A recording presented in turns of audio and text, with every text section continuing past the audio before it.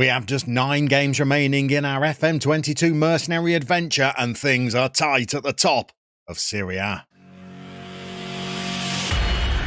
We've brought you back for the second Rome derby we'll be showing you this season, and it's going to be a biggie as we have a 4-point lead at the top of Serie A. But Milan will also be in action against Atalanta today, and a defeat for us could mean that Milan will close to just 1 point from us in the chase for the Scudetto. But as well as chasing down an Italian title, we've also been making some progress in Europe, where we've reached the last 8 of the Europa League. We've been given a tie against RB Salzburg. In the first knockout round, we were drawn against Olympiakos from Greece, and we went with the controversial strategy of trying to field a strong lineup to try and win the game inside the first leg. As a 4-0 win at the Olimpico and a 2-2 draw out in Greece meant that we progressed 6-2 on aggregate and made it through to the next round, where we were drawn against familiar opponents. Because fate brought us together with our old club Fenerbahce, and we were ahead inside a minute. Once again, we fielded a strong lineup in the first leg and we blew Fenerbahce away, winning the first leg of the tie 6-0. We rested all of our first choice players for the second leg out in Turkey, but the damage had been done in the first. We lost 2-1 on the night, but progressed 7-2 on aggregate. And so now we have Austrian opposition in the last 8, but the semi-final has also been drawn as well, and if we progress and AC Milan progress, we'll be setting up an all-Italian semi-final against the team that are also chasing us in Serie A. After the epic draw with Milan we brought you in the last episode, we faced the same opposition in the Cup a few days later. Our second-string side took the tie to extra time, but unfortunately we bowed out of the competition, losing 2-1. But in the league we've been really firing since the last episode, beating Fiorentina 6-2. Before a 1-0 victory against an Atalanta side that Milan will have to visit today. We've been finding the back of the net regularly in recent games as we beat Verona 6-1, as well as managing to defeat Genoa 3-2 in another high-scoring encounter. The only blip in our league form since that last episode has been a 0-0 draw with Pisa, disappointing because our opponents were placed 17th in the table at the time. We had 26 shots, 12 of them were on target, and we had an XG of above a 2, but we just couldn't find the breakthrough when we dropped points. And whilst Pep Guardiola's Milan are not dropping many points either, having gone undefeated since they played Inter all the way back in December, they have been throwing in a few draws, and there is a sign that all of the games they've got to play are catching up with them a little, as they are still in the Europa League as well as the Coppa Italia. They were only able to draw 1-1 with a Verona side that we scored 6 goals against, and going further back, they also drew 1-1 with Brescia in the league as well. They've still got some tough games to come. Atalanta won't be easy today. We found Pisa very stubborn opponents, and they've got games against Roma, Napoli and Inter before the end of the season. But if I reverse the order of our fixtures, you'll see we've got some tough games to come as well. Today, it's the Rome derby. We're then at home against Torino. Cagliari are bottom of the table, but we've found teams towards the foot of Serie A difficult opponents so far this season. We've got to play Internazionale and Napoli back-to-back before we'll be at home against Udinese, and then we've got the title run-in where we'll be taking on Bologna, Lecce and Spezia, 2 more clubs that are right down there scrapping for their lives. So it's not going to be an easy finish to the campaign. But the team is looking settled and it's looking strong. We're still playing our 5-2-1-2. Our front 3 have really been in the goals recently. Dasheri is performing admirably. He's now got 18 Serie A goals. Alexi is a little bit more streaky. He will go quiet for a few games and then rattle in a hat-trick, but he's still sat on 16 goals in 25 appearances. Zakarian is performing better now as the shadow striker. He's up to 14 assists, which have been useful. We'd probably like more than just the 5 Serie A goals that he's managed so far for a player who's bursting into the box with regularity, but he is much improved. Van der Beek, although he's 35, has been pretty important for us in midfield. He brings a little bit of know-how, as well as bringing 5 assists from a deep-lying playmaker position. And Rodriguez is performing well as well now. He's got 7 assists and 4 goals for us. Pembele was a rampaging right-back towards the start of the season, but that role's now been taken by Marcella, who's got 8 goals and 11 assists and is playing very well as a right wing-back.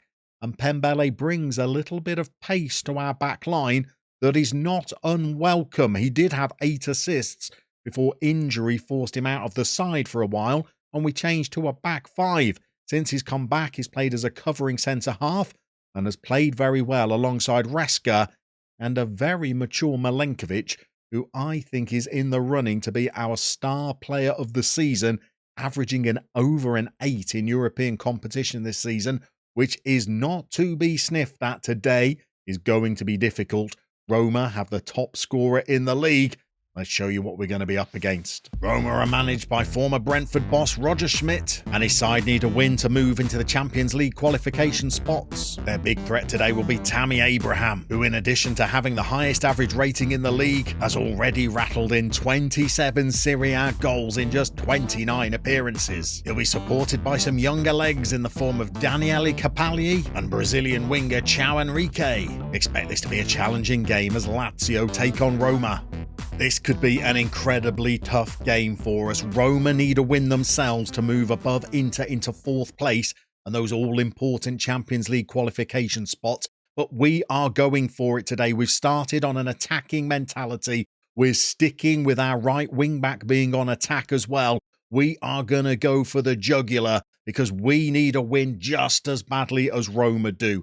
We're at the stage of the season now where any little slip-up could be costly. I expect there's going to be lots of twists and turns in the remaining 9 games. I don't think Milan will win all of those. I certainly don't think we will win all of ours. And we've got some really tough fixtures to come against the likes of Inter, Napoli, and today against Roma. If we could win, and I think Milan have got a tough game today as they take on Atalanta, we could move as many as 7 points clear at the top. We've had that early chance for Alexi, otherwise it's been a quiet start to the derby. Remember, we won the return fixture 5-4 earlier in the season, and I think we were 3 goals up fairly early in that tie.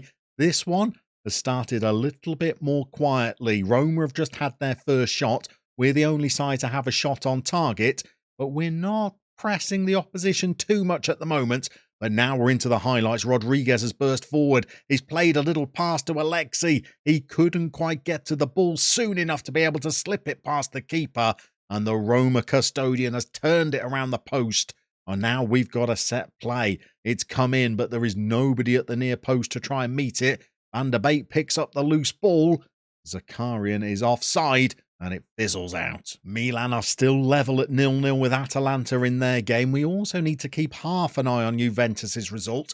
They're a little further back behind Milan, but if both us and AC Milan were to have a real wobble towards the end of the season, you never know, Juventus could get themselves back involved as Alexi breaks forward for us now. He's going to need support. He's found it through Rodriguez, and that is a huge goal for us.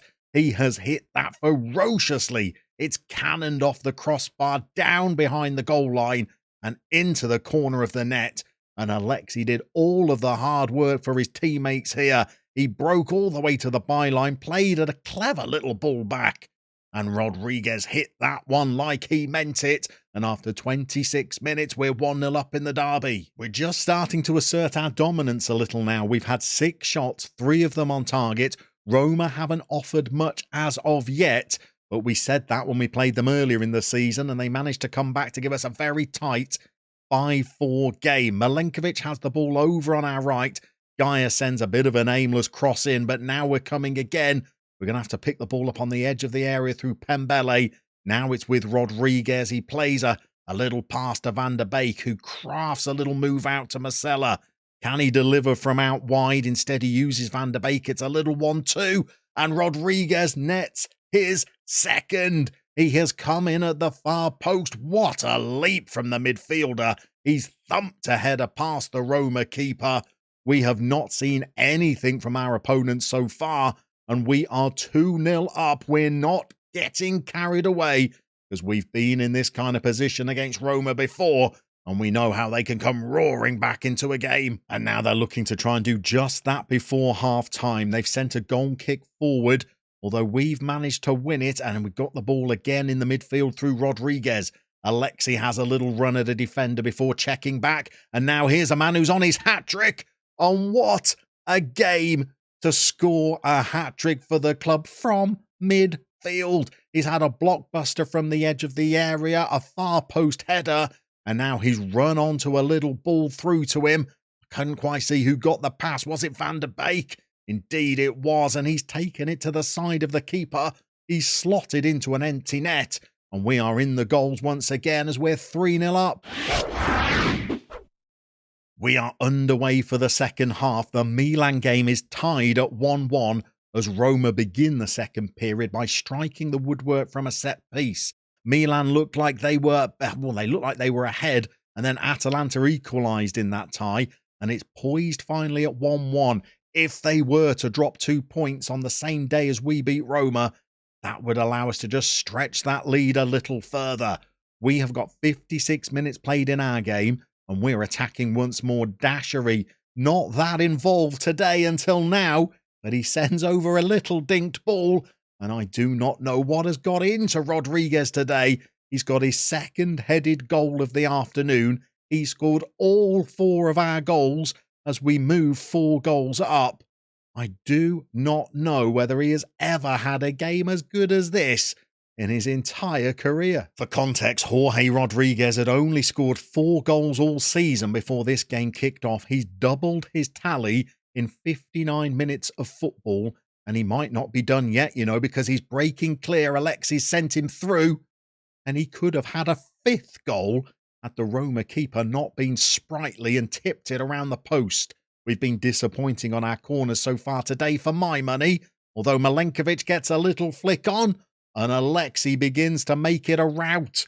We have less than an hour played, and we are now 5-0 up. I did warn you during the highlights that we have been in the goals recently, and we've hit 5 already this afternoon. Roma are a good side. We've seen precious little of Serie A's top scorers so far this afternoon, and on 63 minutes we're going to pause the game. We're going to check out the Milan result. They were indeed a goal up. Atalanta drew level after just 3 minutes of being behind. I think we can treat ourselves to a couple of substitutions, and then we've got 27 minutes left to play. Perhaps a little harsh after his contributions thus far, but I think we're going to make 2 changes in the engine room of our midfield. Jorge Rodriguez has been booked and is our most tired player. He's already got 4 goals and an average rating of a 10. So we're going to switch him out for Croatian Mati Jurendic. And alongside him, I think we'll rest Donny van der Beek and bring in Frank Kessie, who's a fairly like-for-like replacement. And we'll have the luxury of resting one of our other players a little later in the game as well. Following those changes, Roma are coming forward. We've got just over 20 minutes left to play. The ball is all the way back with their goalkeeper, who's sent a ball forward. Diogo Jota's winning headers. You don't see that very often. And Roma have got a little bit of space out in our fullback position. I think at 5-0, even I'm fairly confident that we can see this game out. But Roma have hit the post for the second time this game. We'd like to try and keep a clean sheet if we can. But more importantly, we're keeping an eye on that Milan result. They're still tied with Atalanta at 1-1 as Pembele moves the ball into midfield for us. And we've gone over the top where Alexis is looking to get involved again. And he has struck his second of the afternoon. We've got a second player who is on a hat-trick. And remarkably, we are 6-0 up against Roma. We scored 5 against them in the first game, but we gave our fans palpitations as we let Roma score 4 of their own. But this afternoon, it's been all us, and we've raced into a 6-goal lead. We've made our final substitution of the game, giving Masella a little rest at right fullback. We've brought on Stefanov to replace him, a player who's been in and out of the side. He's a backup and nothing else really, but he's giving Masella a valuable rest because we need our best players at full sharpness if we can for our last 8 league games of the season. We've also got big decisions to make about how hard we're going to try and contest these Europa League games. RB Salzburg are going to be a difficult opponent. We could go into the first leg and field a strong team, as we did against Olympiacos and Fenerbahce, and see if we could win the tie in just 1 leg. But if we were to draw it or even lose it, we've then got the conundrum of whether we'd have to play a stronger side in the return leg or just bow out of the competition. Our clean sheet might have gone here as a defensive mix-up, has allowed Roma to hit the back of the net, but it's been disallowed for offside. But I think our defence have got away with one here. There's some ponderous play. The goalkeeping from Cerefalini was not good.